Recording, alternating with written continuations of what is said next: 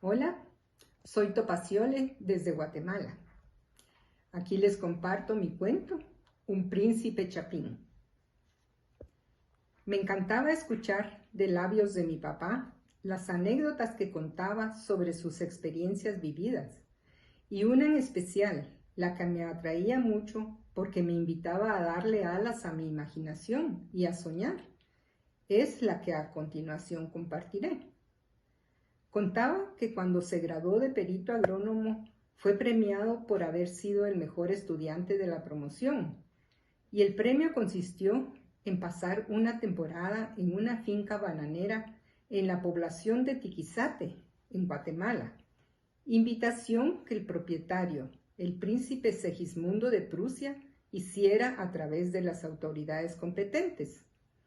Entre los preparativos del viaje estaba incluida la visita a un sastre de renombre para que le confeccionara vestimenta a la medida en fino lino blanco, ya que el clima en donde estaba localizada la finca era cálido.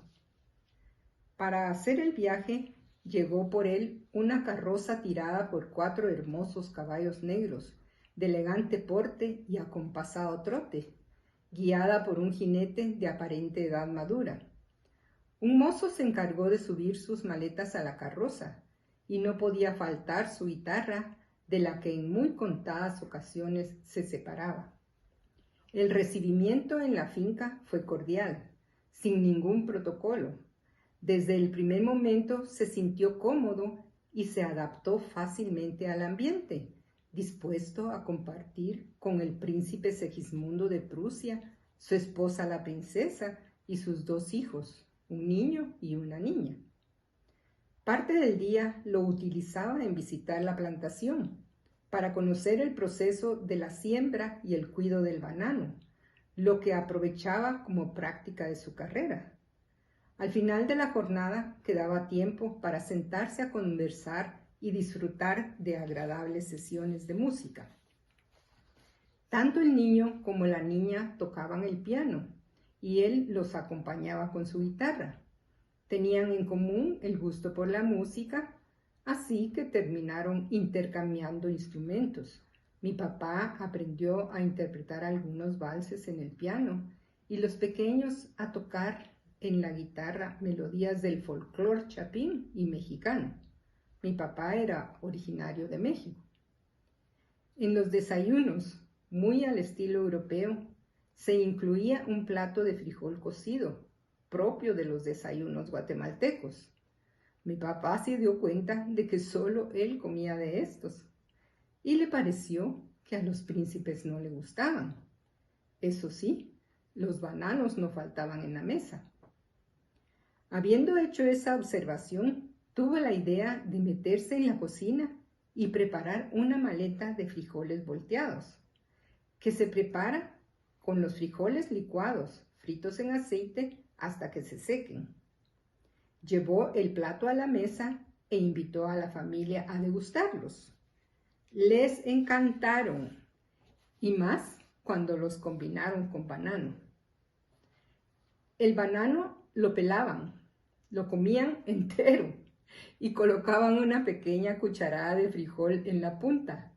Daban el mordisco y de nuevo otra cucharada de frijol hasta terminar el banano. Mi papá adoptó esa modalidad, de ahí que todos nosotros, sus hijos y nietos, hayamos aprendido a comer el banano con frijol volteado de esa manera. Durante años y en varias ocasiones escuché esta historia, ya sea que mi papá la volvía a recordar o porque yo le pedía que me la volviera a contar. Me encantaba. Después de escucharla, me quedaba siempre el deseo de continuarla y de saber qué destino tuvo la familia real. Al mismo tiempo, me hacía cosquillas una pequeña duda, si era fantasía de mi papá o si en realidad lo había vivido. Pero me gustaba el cuento, y aunque esa pequeña duda existía, yo creía en él.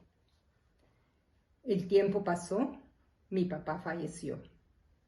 Yo seguí contando su anécdota a mis hijos y a mis nietos, y recordándola algunas veces con mis hermanos en los momentos aquellos en que se apodera de nosotros el ayer.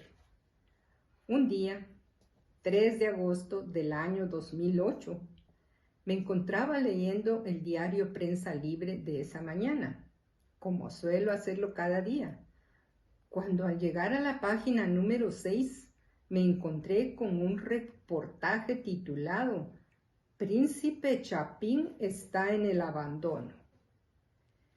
El título me llamó sobremanera mi atención.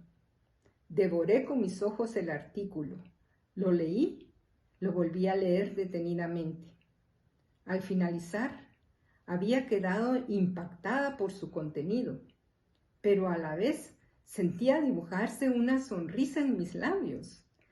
Me llené de un inexplicable gozo que emanaba de muy dentro de mí.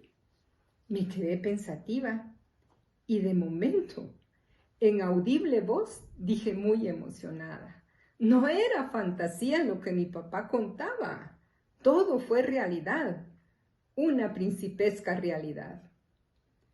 De inmediato llamé al diario para pedir que me comunicaran con la persona que había escrito el reportaje. El señor L. Cerecer era el autor del artículo, quien al instante y amablemente atendió mi llamada. Le preguntó si podía tener los datos de quien le había proporcionado la información, no sin antes hacerle saber que me interesaba, porque yo tenía algo más que contar relacionado con su artículo. Me informó que solamente tenía el correo electrónico de la persona que le facilitó los datos y que no tenía inconveniente alguno en proporcionármelo. La dirección correspondía a la condesa Isabel de la Gublaye de Menorval, a quien sin perder tiempo escribí y le conté la anécdota de mi padre. Inmediatamente me contestó expresando su sorpresa por la increíble coincidencia que la llenó de gusto, porque ahora, dijo, ya tenía con quien compartir acerca de la historia del príncipe Chapín. Desde entonces iniciamos una amistad epistolar que hasta la fecha prevalece. He tenido la oportunidad de encontrarla en 2 ocasiones personalmente. Gracias.